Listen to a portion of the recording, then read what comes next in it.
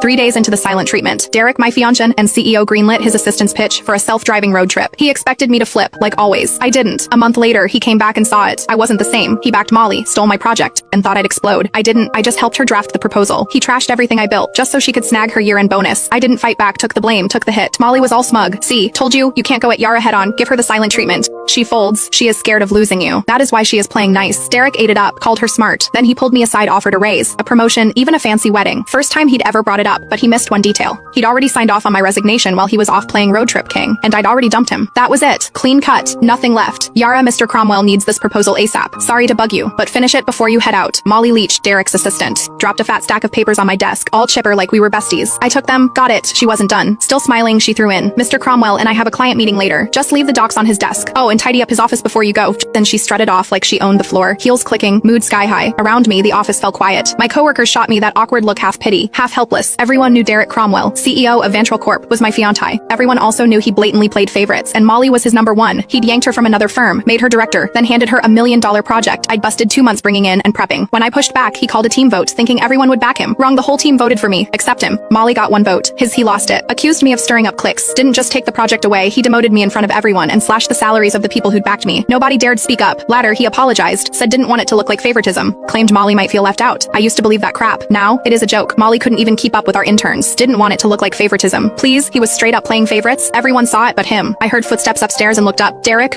He showed up at the stairwell, glanced my way, then walked out without saying a word, changed into some casual suit. Even from here, I caught that cedar cologne. He never used to wear cologne. That one. Molly's gift. Yeah, he knew exactly what he was doing. He'd been pulling this kind of stuff for years. It started after I found their goodnight texts. Couldn't stay quiet, I confronted him. Derek said I was being petty. Then, like it proved some point, he used it as an excuse to make it official and moved Molly to work directly under him. The more upset I got, the harder he leaned in, dragging her to every social event, serving her food, even wiping her mouth at company dinners. When we fought, he'd ice me out. When I apologized, he'd round up his buddies to lecture me, like I was some jealous mess. For a while, I actually blamed myself, thought maybe I wasn't generous enough, thought maybe that is why we ended up here. But on day 3 of one of his silent treatments, when I was too sick to even sit up and he still packed his bags for a trip with Molly, I gave up. That is when it hit me. He wasn't trying to be noble. He just used my pettiness as a shield, so he could keep doing what he wanted without feeling guilty. Even if I hadn't caught those late night chats, he would have just found another excuse to be with her. After their latest business trip, they were still grabbing dinner, drinks, playing tennis, same routine, but something between them had changed. I could feel it. Not that it mattered. 5 years together, and it was done. This whole mess had dragged on long enough. I was the last one in the office, finishing up the proposal. Checked my phone, Molly had been busy posting. Candlelit dinner at some fancy spot. 2 plates of steak. Derek, all polished and perfect, cutting hers for her caption. Steak cut by the CEO himself.